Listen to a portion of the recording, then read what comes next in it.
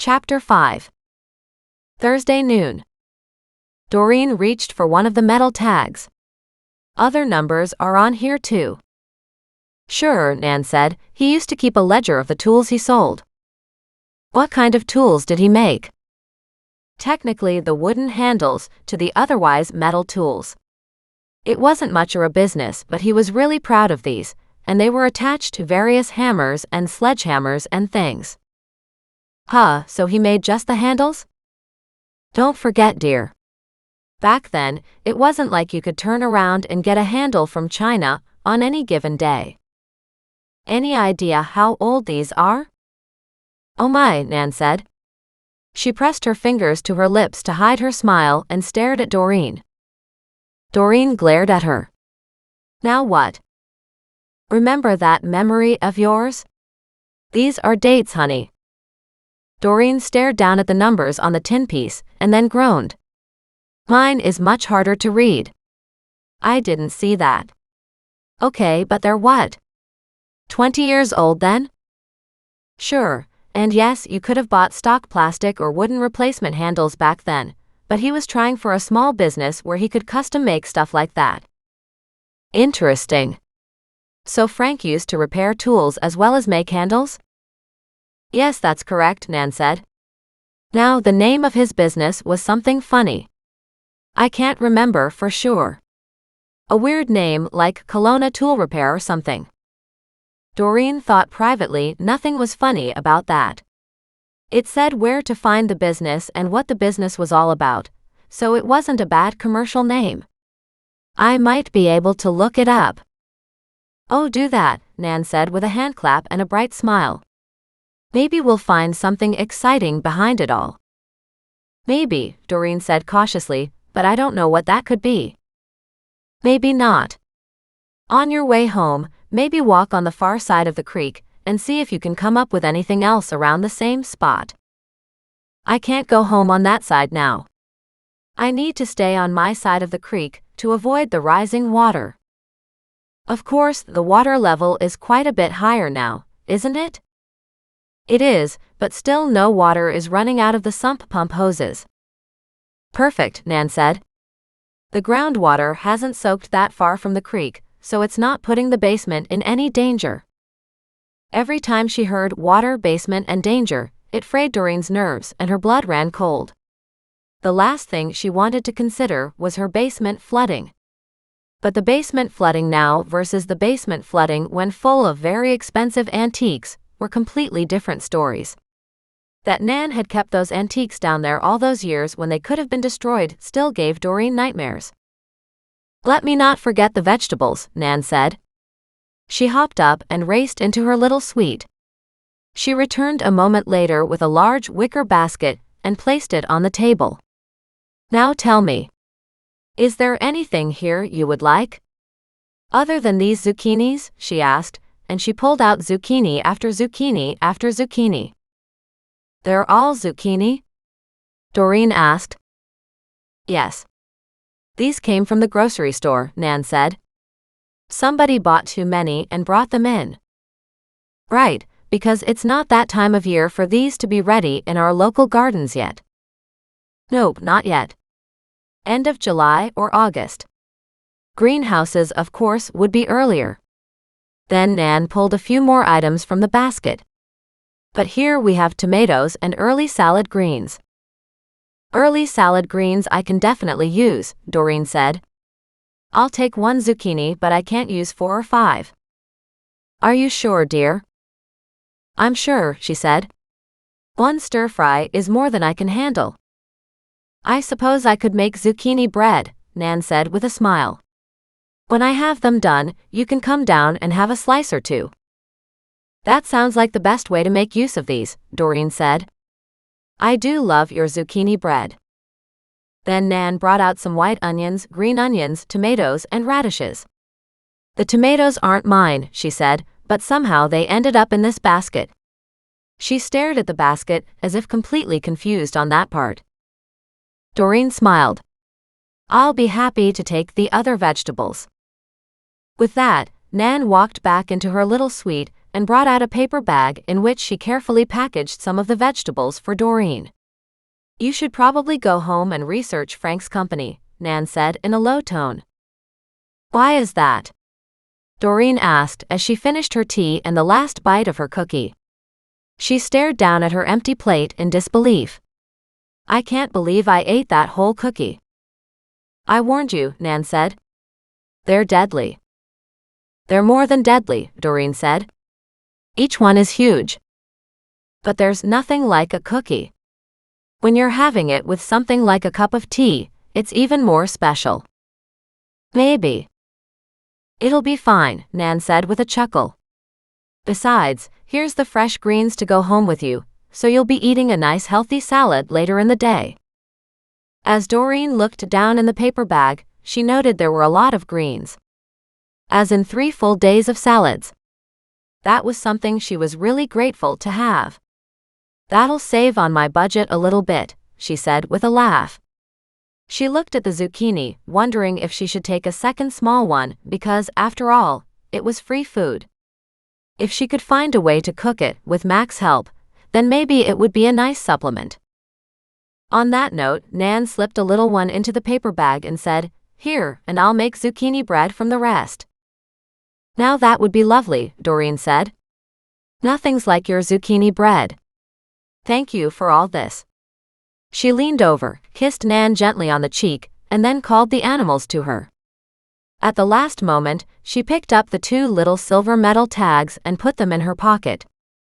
And I'll see what I can find with some research. Nan nodded, while reaching down to say goodbye to the animals. I'll ask around too. Just remember, Doreen said. No mystery is here. Of course not, Nan said with a big smile. But it was too big a smile. Do you know something I don't know? I don't know, Nan said in confusion. Do I? Doreen groaned. Is there a mystery surrounding your gardener and his brother? Well, their parents disappeared from one day to the next, Nan said. So that's a mystery. It doesn't have to be a mystery. When did they disappear? About 15-ish years ago, Nan said as she tapped her chin. I think it must have been at least 15 years ago. Interesting. So a few years after these particular metal pieces were made. Nan brightened. Yes. So maybe you should check into that. Maybe the brothers murdered their parents, she said with relish. Doreen worried about her grandmother somehow tying one incident to another, when the 2 might have been 5 years apart. Granted, each involved the same family. Doreen sighed. Now she knew how Mac felt when she posited some of her theories to him. Or maybe the parents died naturally in a cancer clinic, and the brothers just didn't share any of their troubles because they're not the kind of people who wear their hearts on their sleeves. It's possible, Nan said with disappointment. I don't remember too much about it. I don't even know if it was such a mystery back then. I just know the parents were here one day and gone the next. Everyone thought they'd upped and gone back east, as in East Coast, without telling anyone. That's what happens with old age and death, Doreen said dryly. Their sister disappeared too, Nan said, as she stared off in the distance where the gardener had gone. Doreen frowned. All 3 at the same time? That didn't bode well. Nan nodded, still staring off into the landscape. Doreen made a mental note to clarify these dates with Mac. What happened to her? I don't know, she said. She had Down syndrome. She was a lovely girl though. Beautifully happy and always smiling, such a great help to have around. You knew the whole family? I did, indeed. Used to see them a fair bit, because we belonged to the same gardening club, and sometimes we would go on long nature walks together with the rest of the group. There were always tea times and, various little social activities. They were a lovely couple and devoted to their family. Just the 2 boys and the sister? Nan nodded. And not one of them had any kids. Oh, too bad, Doreen said. It's sad when the family line is about to run out. It is indeed, Nan said, with a meaningful look in Doreen's direction. She rolled her eyes as she stepped onto the first of the flagstones. Don't even go in that direction with me, Nan. Mac would make lovely little babies with you, Nan called after her. That didn't even deserve an answer. Not in public for sure. When she and her animals got to the other side of the lawn, Doreen turned and waved goodbye and walked toward the creek. She didn't even want to think about Mac and making little babies.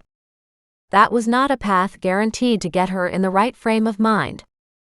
Mac had a brother that she knew of, an attorney checking into her own divorce attorney for her lack of ethics. Yet Doreen was an only child, raised by her mother. So Doreen wasn't used to being around many males as she grew up. She and Mac got along well enough, but they were not even close to having that kind of relationship to be thinking about babies. At least she didn't think so. In the back of her mind, this little voice said, "But you could be down the road. You know he's interested." At the same time, it was so not what she needed to hear from her grandmother. Especially with Nan practically yelling it from Rosemore, where the residents were deeply engrossed in hearing all the latest rumors. Doreen shook her head, and then thought more about a set of parents and their daughter all going missing at the same time. But the trouble was, even though Nan had said it was at the same time, it could have been over several years. It was possible the sister died of natural causes. It was a sad fact that a lot of people with Down syndrome didn't have the same life expectancy as their parents did. She could have had other health issues too. Maybe she passed first. Doreen would have to look it up when she got home. Her fingers played with the little metal plates as she headed home. She had no way to get across the creek to the same spot where she'd found the second one, or rather where Thaddeus had found the second label. She reached up and gently stroked Thaddeus under the chin. "We're not going back there to take another look." He gave a loud squawk in her ear. It was loud enough that she had to twist her head to the side as she listened to him. "Okay, fine," she said. "Let's go take a quick glance." Moving carefully, with Muggs racing ahead and Goliath right on his tail, Doreen and Thaddeus made their way across the creek at the narrowest and safest point from this end, wondering if she could do that again anytime soon. The water flowed with serious force. On the far side of the creek, she carefully headed to where the second little piece had been. It took some backtracking and, after a while, she finally found the spot. Thaddeus's footprints were all around the area. She used her sandal to kick away some of the sand and a few of the smaller rocks. The ivy served as ground cover and was tangled all around the area. She pulled several long strands out of the way. "If these came off tools," she said, "what would they be doing here?" She kicked away a few more rocks and sure enough, she found some wood sticking up. She bent down for a closer look. Aha! She popped her head up, finding her bearings. They were almost at the mouth of the river. This whole side of the river could be turned into a walkway to the lake, only maybe 25 feet ahead of her. It was possible the river was wider back then too, sometime after these particular plates had been crafted some 20 years ago. Yet tossing the nameplates here could have happened one day after the labels had been created, or yesterday. Doreen sighed, wishing she had a more finite time frame for when these tags had been discarded back here. She used her fingers to dig out the handle. This wooden handle was bigger than the one, say, on her gardening spade, which gave her a clue that this could be a much longer and sturdier tool. Muggs realized she was on the hunt and came to her side, his big sniffer moving up and down, sending sand flying everywhere with each snort. Then he started to dig, his big square paws churning out the dirt. But also, a lot of rock was here. She helped him out by moving a bunch of rocks as he dug a decent-size hole. Still, she saw no end to the tool. To be buried by so much soil and rocks and sand, courtesy of the flowing river activity, not to mention the well-established ivy growth here, all must mean this tool's been here for years and years. Maybe a decade? Unless, of course, somebody purposely buried it here like this. When she could finally grab the handle with both hands, she tugged it hard, and more dirt and rock shifted. But it was still stuck. She eventually coaxed it from its deep hole and lifted it up, as she studied the odd-looking thing in her hand. "Wow," she said, "what is this?" She noted a place on the handle where the plate should have been. It was ever so slightly indented, and had little pinholes, as if the metal had been nailed right into that place. She laid it off to the side and said, "You'd think there would be 2 of them, since I have 2 tags." She kept searching but found no sign of a second handle, at least not with her small and limited ability to move the ground and dig by hand. She'd have to return with a shovel to make better headway, as this area had become very overgrown with time. She spied the partial lake view from where she stood. On the opposite side of the river were private properties. $1-million homes went from there all the way around the lakeshore. She walked forward, leaving the tool on the ground. Another 25 feet and of course, the lake just opened out in front of her. "I wonder how popular this area was way back when, 20 years ago," she muttered. Or if these tools and tags were tossed when the parents disappeared, possibly 15 years ago. She turned to look at her animals, but they weren't leaving the tool alone. She smiled, walked back over and picked it up, surprised at the hefty weight, and turned toward her home and her little bridge. When she crossed the bridge, smiling at Mac's handiwork to make the bridge safe and sturdy again, and came back into her yard, she felt a certain relief. She placed the tool on her little cafe table on the back veranda, and walked inside her house. She still was amazed at the empty rattling sound as she made her way through the residence. She had minimal furniture, most of it now gone to Christie's for the inevitable auction. And something was just so joyous about this emptiness. She walked around and opened up all the windows to let the breeze fly through the house. Curtains lifted, but so did a layer of dust, and she loved that. She wished the wind could go right from one side of the house to the other, and take all the dust with it. Too bad that couldn't happen.